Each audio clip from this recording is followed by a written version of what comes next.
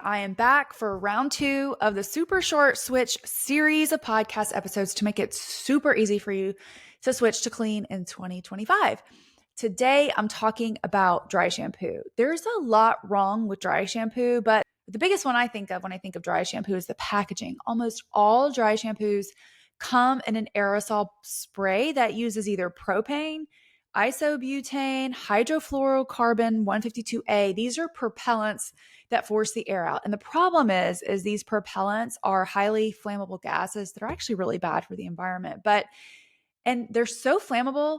There's actually a news article. A girl who was 19 years old left her dry shampoo in the console of her car. It got really hot outside and it literally shot through her console, through the roof of her car, blasted through the roof of her car. Thankfully, she was not in her car at the time and was not harmed, but it's scary. And if you look closely at the packaging of an aerosol dry shampoo, there's a warning not to use in confined spaces because the chemicals can accumulate and they are harmful if inhaled, which ironically is precisely where most of us use our dry shampoo in our bathrooms. So if you're not convinced with all of that information, there's one more thing that's concerning with aerosols, and that is benzene contamination. So benzene is an undisputed carcinogen that we want to avoid at all costs, but in recent years, aerosol dry shampoos have been found to contain benzene, and it's believed to be a contamination issue from the propellants in the aerosol can. So we're spraying these flammable chemicals around our head in enclosed spaces,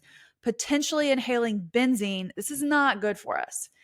And then put on top of that, we've got the issues with what's actually inside of a dry shampoo. So the main functions of a dry shampoo is to absorb the oils and also to make your hair smell good. So you'll see fragrance listed on an ingredient label for a dry shampoo, but it's not one ingredient. It's actually many ingredients. And I know for those of you that have been following me for a bit, you know all about fragrance and how studies show there are endocrine disrupting chemicals in fragrance. Fragrance is an allergen, but companies are not having to put that on the label. They can just call it fragrance.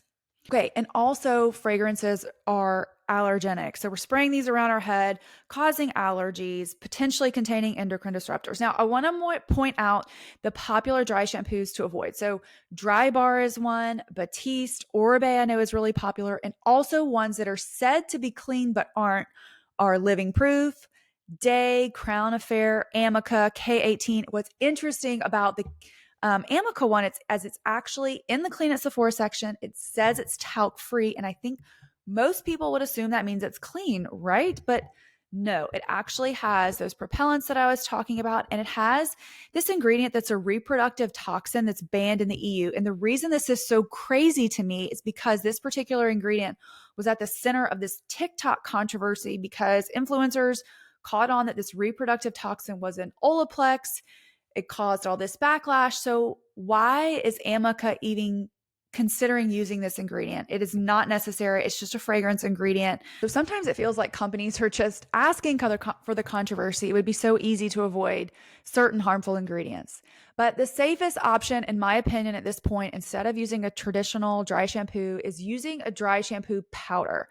So this is something that's going to be talc free. It'll use tapioca starch, rice starch in place of talc. That's safe and works just as good. It's not going to have fragrance on the ingredient list, but it'll have maybe some nice essential oils that will help. And the one that I really like that I've been using a while is the Captain Blankenship talc free. She always uses natural ingredients. It doesn't make my hair super white, and they actually have a dark version, though it's not super dark either, but it doesn't show up as much. And I think that before you make this switch, you want to realize that it's not going to work exactly like an aerosol typically would. It doesn't have that strong spray, so it doesn't go on quite as evenly, but there are some tricks that I've learned, one of which is apply it the night before. And then also after you sprinkle in the powder dry shampoo, you want to use a blow dryer just on the cool setting just to evenly disperse it throughout your hair, and it works really, really good. I have had great luck with this one. There are some other powders that clean brands are offering too. And I really think that dry shampoo is way too relied on and it's way too dangerous, something that we really can easily be avoiding if we're just willing to adjust our routine a little bit. So check out Captain Blankenship. I have a discount code for that one. I will put it in the show notes.